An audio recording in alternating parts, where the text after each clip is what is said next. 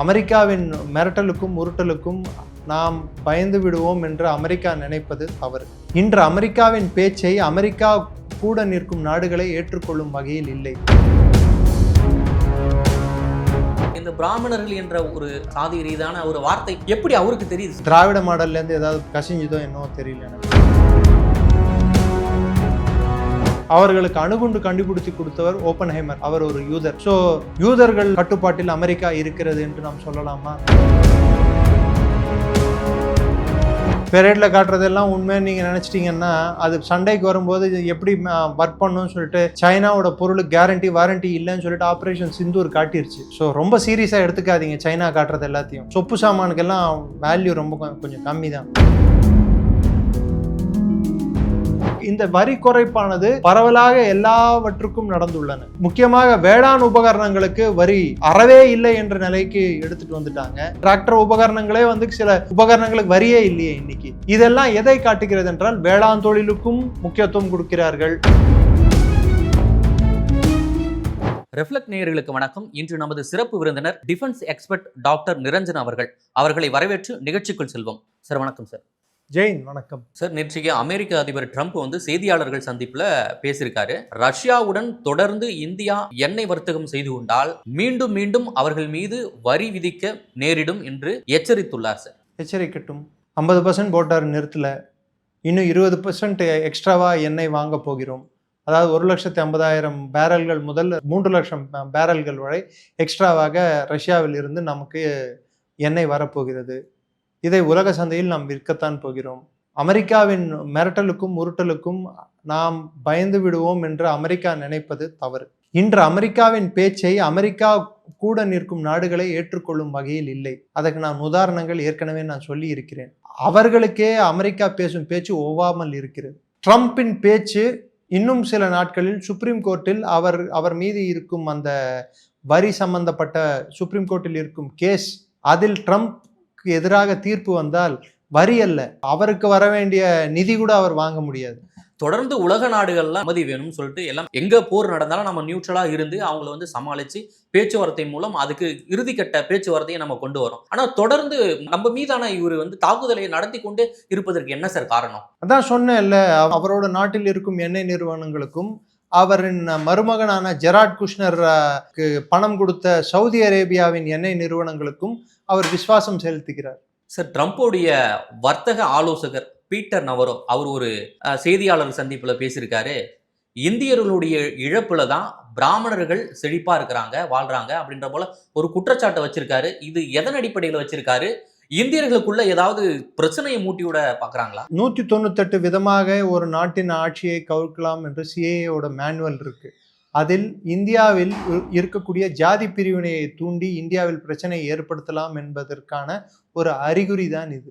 ஆனால் இது செல்லாது, இதை ஏற்றுக்கொள்ள மாட்டார். அதற்கப்புறம் அவர் சொன்னது பாஸ்டன் பிராமின்ஸ் என்று, அதாவது மேட்டுக்குடி மக்களை அவர்கள் பிராமின்ஸ் என்று சொல்லுவது வழக்கம் என்று அவர்கள் சொன்னார்கள். ஆனால் பீட்டர் நவரோ அவர் மறந்து போன விஷயம் என்னவென்றால் அதே பாஸ்டன் பிராமின்ஸ் தான் அவர் படித்த ஹார்வர்ட் பல்கலைக்கழகத்தையும் நிறுவியவர்கள். ஸோ பீட்டர் நவரோ இன்னும் படிக்க வேண்டியது நிறைய இருக்கிறது. இந்த பிராமணர்கள் என்ற ஒரு சாதி ரீதியான ஒரு வார்த்தை எப்படி அவருக்கு தெரியுது சார்? ஏன்னா அமெரிக்காவில் இருக்கக்கூடியவருக்கு திராவிட மாடல்ல இருந்து ஏதாவது போயிடுச்சு கசிஞ்சுதோ என்னவோ தெரியல எனக்கு. இங்க திராவிட மாடல் சனாதன எதிர்ப்பு அது இதுன்னு சொல்லுவாங்கல்ல. இங்க பிரிவினை பேசுறவங்க இந்தியா ஃபுல்லா இங்க இருக்கக்கூடிய சில எதிர்கட்சிகள் இவங்கெல்லாம் இந்த ஜாதி வாரியா அவங்க பிரிச்சு பேசுறத ஒருவேளை யாராவது பார்த்து பீட்டர் நவரோ சொல்லியிருக்கலாம். அதை பீட்டர் நவரோ கெட்டியா பிடிச்சிட்டு அவர் இதை பேசியிருக்கலாம். வாய்ப்புகள் உண்டு.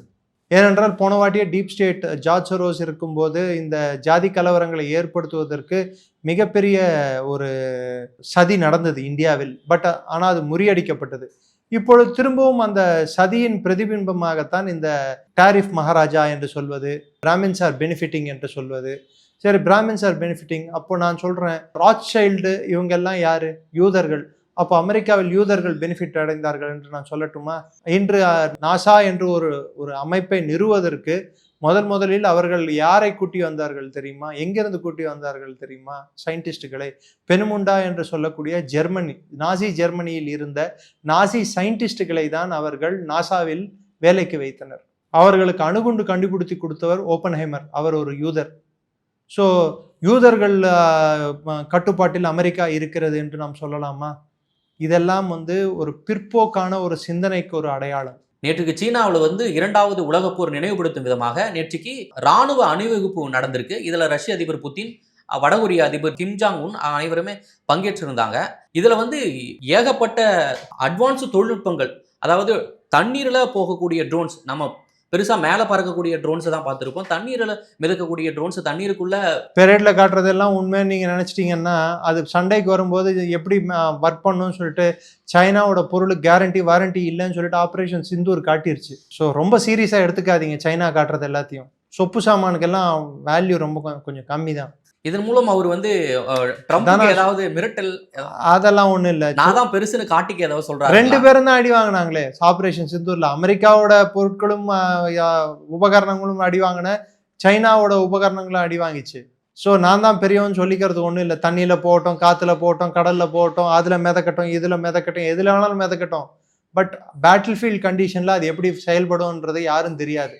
அது சண்டைக்கு வந்தால், அந்த சண்டை நடக்கும்போது அதை உபயோகிக்கும் போது தான் அது எப்படி செயல்படும் என்பது உங்களுக்கும் எனக்கும் தெரியும்.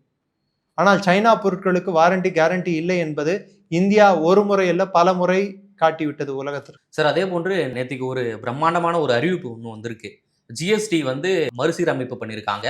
இது வந்து எந்த மாதிரி வியாபாரிகளுக்கு இப்போ, ஏன்னா வந்து 50% நம்மளுக்கு வரி உயர்த்திருக்காங்க அமெரிக்கா. இதனால ரொம்ப ரொம்ப சிம்பிள்.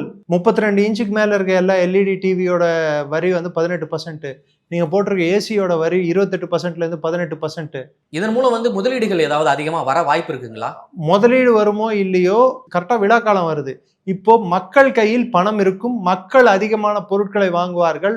நடப்பு நிதியாண்டுல முதல் குவார்டர்ல இதோட ஜிடிபி growth ரேட் வந்து 7.8% இருந்தது. இப்பொழுது மக்களிடம் பணத்தை கொடுத்தால், மக்கள் பாக்கெட்டில் பணம் இருக்கும்போது அவர்கள் செலவழிப்பார்கள், சுற்றுலா செல்வார்கள், பொருட்களை வாங்குவார்கள். கார்கள் புக்கிங் வந்து இன்னைக்கு வந்து பிக்கப் ஆயிருக்குன்னு சொல்றாங்க. ஆட்டோமொபைல் மேனுஃபேக்சரிங் பிக்கப் ஆகும். இதனால மற்ற பழச்சாறில் இருந்து எடுக்கக்கூடிய ஜூஸுகளுக்கு வரி குறைத்துள்ளார்கள், நெய்யுக்கு வரி குறைத்துள்ளார்கள். இன்னும் சொல்ல போனால் சீஸு, மருந்துகளுக்கு வரி குறைந்துள்ளது. பல்வேறு பொருட்களுக்கு இந்த வரி குறைப்பானது பரவலாக எல்லாவற்றுக்கும் நடந்துள்ளன. முக்கியமாக வேளாண் உபகரணங்களுக்கு வரி அறவே இல்லை என்ற நிலைக்கு எடுத்துட்டு வந்துட்டாங்க. டிராக்டர் உபகரணங்களே வந்து சில உபகரணங்களுக்கு வரியே இல்லையே இன்னைக்கு. இதெல்லாம் எதை காட்டுகிறது என்றால், வேளாண் தொழிலுக்கும் முக்கியத்துவம் கொடுக்கிறார்கள். டொமஸ்டிக் தேவைகளுக்காக, வீட்டு தேவைகளுக்காக நாம் வாங்கக்கூடிய பொருட்கள், வீட்டு சாமான்களுக்கு கூட வரி இல்லை. 5% கீழே 5%க்கு எடுத்து வந்துட்டாங்க. 12% இருந்த ஜிஎஸ்டி 5%க்கு எடுத்துட்டு வந்துட்டாங்க. இது இல்லாம டூத் பிரஷ், எண்ணெய், இது போன்ற வீட்டு அத்தியாவசிய பொருட்கள், சோப்பு, இதெல்லாம் சோப்பு, சீப்பு, கண்ணாடின்னு சொல்லுவாங்கல்ல, இந்த பொருட்கள் எல்லாம் வரி குறைந்துள்ளன. அதாவது ஒரு மாதாந்திர செலவு எதெல்லாம் வந்து குறைக்க முடியுமோ அதையெல்லாம் பெருமளவு நமக்கு குறையும். 10,000 ரூபாய் செலவு பண்ற ஒரு குடும்பம் 1,500 ரூபாய் சேமிச்சா கூட சேமிப்பு தானே சார். அது ஒரு வருடத்துக்கு சேமிப்புன்னு நீங்க எடுத்து பாத்தீங்கன்னா எவ்வளவு போகுது பாருங்க. கிட்டத்தட்ட 18,000 ரூபாய் சேமிப்பு இல்லைங்களா? அது பெரிய சேமிப்பு தானே. ஸோ இந்த சேமிப்பானது மெதுவாக இது மக்களிடம் பணம் கொடுப்பதும், மக்கள் மற்ற விஷயங்களுக்கு அவர்கள் ஒரு படத்துக்கு போவாங்க, ஒரு ஒரு சுற்றுலாவுக்கு போவாங்க, ஒரு கடைக்கு அதாவது ஒரு ஷாப்பிங் மாலுக்கு போவாங்க, ஒரு ஹோட்டலுக்கு போய் சாப்பிடுவாங்க. இதெல்லாம் வந்து திரும்ப அதாவது டைரக்டா இருக்கிற பெனிஃபிட்டை நீங்க பாக்குறீங்க, இன்டைரக்டா அதை சுத்தி இருக்கிற மற்ற பெனிஃபிட்ஸ், ரிப்பிள் எஃபெக்ட் அப்படின்வாங்க, ஒன்னுத்துக்கு ஒண்ணு லிங்க்டு இல்லைங்களா? அது எல்லாமே வந்து உள்நாட்டு உற்பத்தியை பெருக்குவதற்கு இது ஒரு ஊன்றுகோலாக இருக்கும். ரொம்ப நன்றி சார். ஜெயின், நன்றி.